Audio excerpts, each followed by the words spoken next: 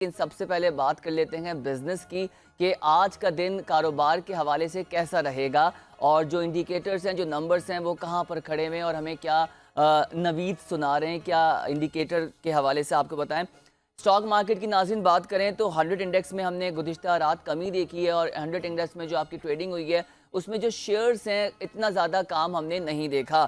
Market میں آپ کا جو انڈیکس ہے وہ 78,000 پر ٹریڈ کر رہا ہے.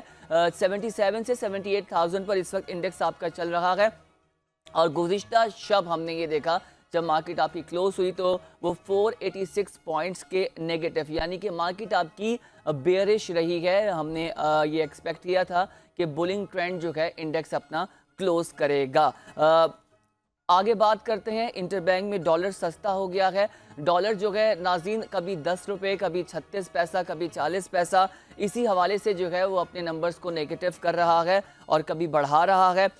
اس وقت جو ڈالر ہے US ڈالر اگینسٹ روپیہ وہ 278 پر ہے یعنی 32 پیسے کی گزشتہ شام ہم نے کمی دیکھی. جب یہ کلوز ہوا تو 32 پیسے پہ یہ اس کو نیگیٹو رہا تو 278 پہ رہا اور اگر اوپن مارکیٹ میں ڈالر کی بات کریں تو وہ 280 پہ رہا. تو اسٹیبلٹی ہے گزشتہ 3-4 ہفتے سے اگر ہم کہیں کہ یہ مہینہ 2 مہینہ ہے تو ڈالر نے اپنے آپ کو اس پہ اسٹیبل رکھا ہوا ہے. یہ ایک اچھی بات ہے. آگے بات کر لیتے ہیں ناظرین گولڈ کی. گولڈ کا بھی آپ کو گزشتہ پروگرام میں ہم نے بتایا تھا کہ اس وقت بلند ترین سطح پر ہے.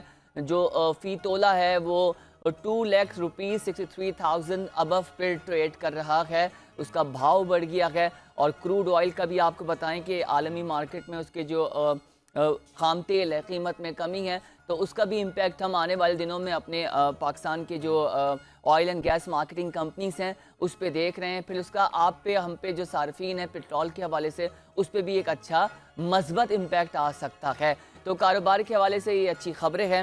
تو یہ آپ کو ہم نے بزنس کے حوالے سے ایک شارٹ بریف دیا ہے